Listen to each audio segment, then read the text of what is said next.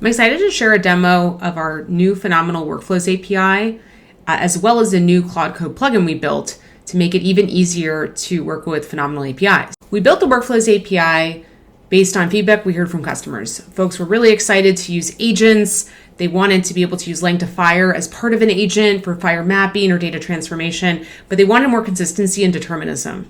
So we built workflows. It's kind of like if GitHub Actions and AWS Step Functions had a baby, but Fire focused and AI powered.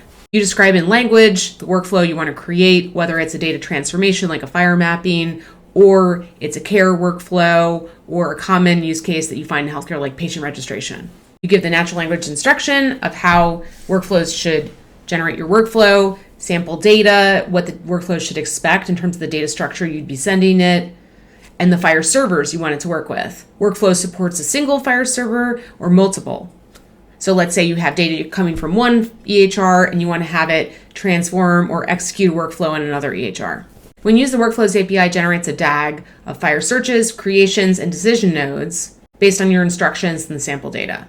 You can use workflows directly as the API. You can use it as part of our Python, TypeScript, or Java SDKs.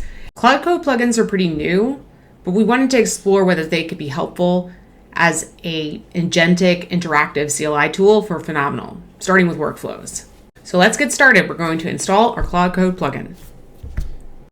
So now I'm going to add our marketplace. Copy paste this. And then we're going to install our plugin. All right, we need to restart Claude Code. Okay, I restarted Claude. Now I'm going to say, let's create a Phenoml. And Claude will detect we're talking about our skill. Think of it as like an agentic CLI tool. Plugin's doing a couple of checks, make sure it has all the information it needs in order to run.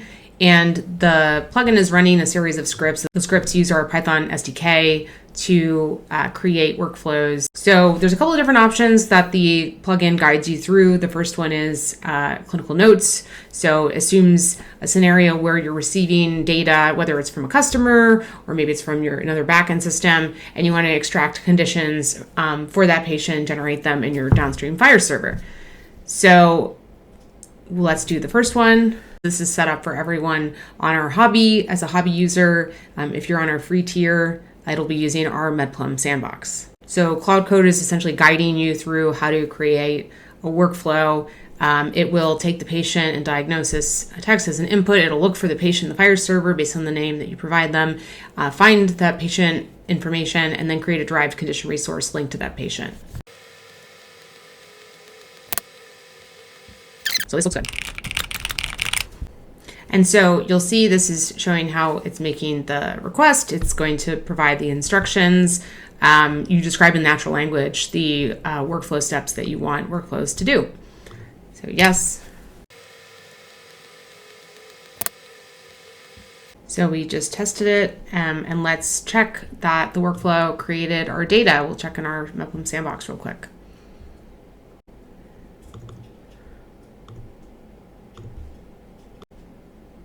And we can see that this is the condition resource that we just created using our workflow. And now we're going to take a look at the workflow ID just so you can see what the graph looks like. We're going to grab this workflow ID and we'll go take a look at it in our developer docs real quick. So I'm going to take a look at that workflow we created. And you can see there's a graph of the steps. So it'll show you the full traceability of what instructions were provided, what was the sample data that we gave the workflow, and what Fire servers was it configured to work with. We support 8 Fire servers on the market. So Workflows actually supports workflows that are done across multiple Fire servers. Let's say you want to conduct a search on one and then have it output to another. We support that. For this use case, we're just using a single one. And so you can see that we have a couple of different steps that are created. The first one is searches for the patient, and then it creates a derived condition resource. It's generating the Fire search and Fire resource creation using our LangTo Fire APIs. So you can think of workflows as like an agentic approach to executing AI-powered fire searches and fire resource creation, but in a way that gives you more control, because you can describe in language and get an overall graph of what steps the workflow will perform.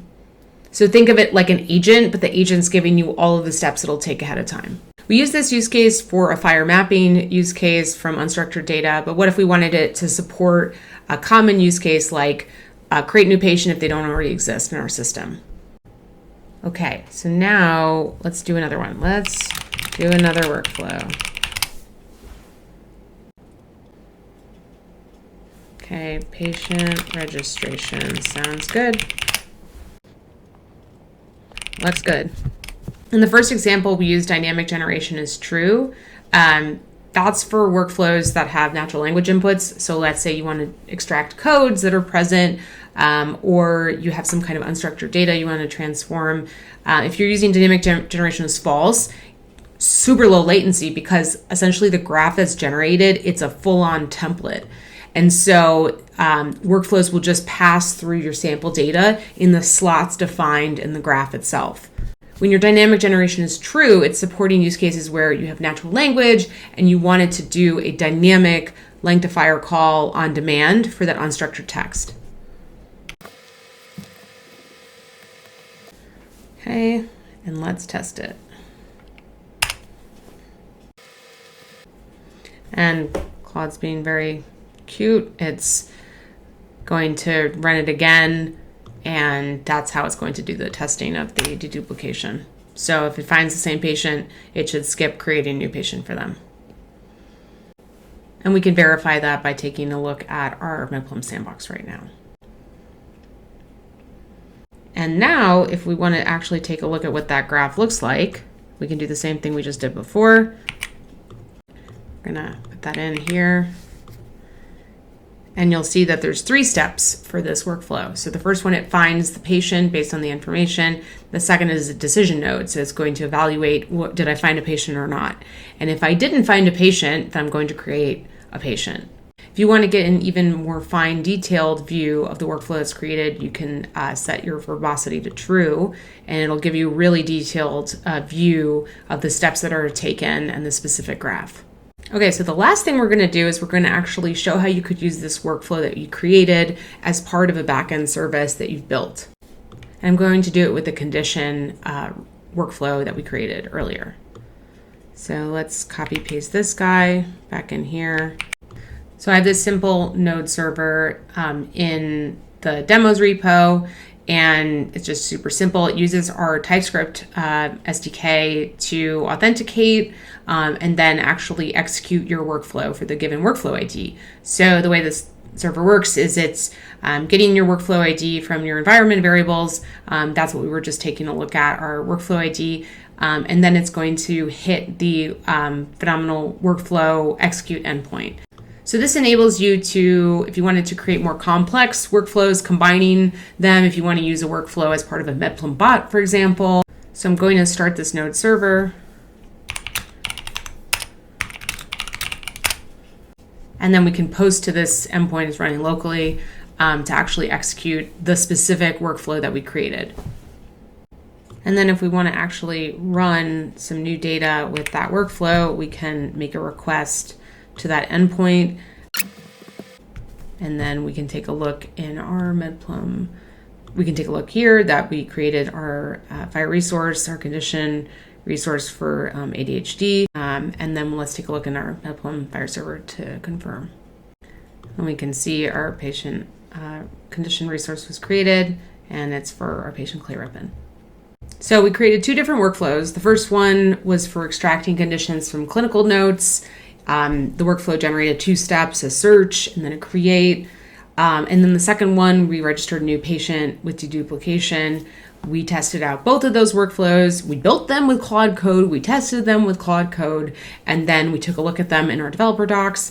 And we actually integrated them also into our little backend server to show you how you can integrate that into your workflows. So if you're dealing with messy healthcare data, if you're extracting codes, if you're orchestrating different creations or searches across multiple fire servers, you're interested in agentic workflows, but you want something more consistent and deterministic, Love to give it a try. We love any feedback or questions you have on our Workflows API, on Claude Code plugins, on what we're building on Phenoml.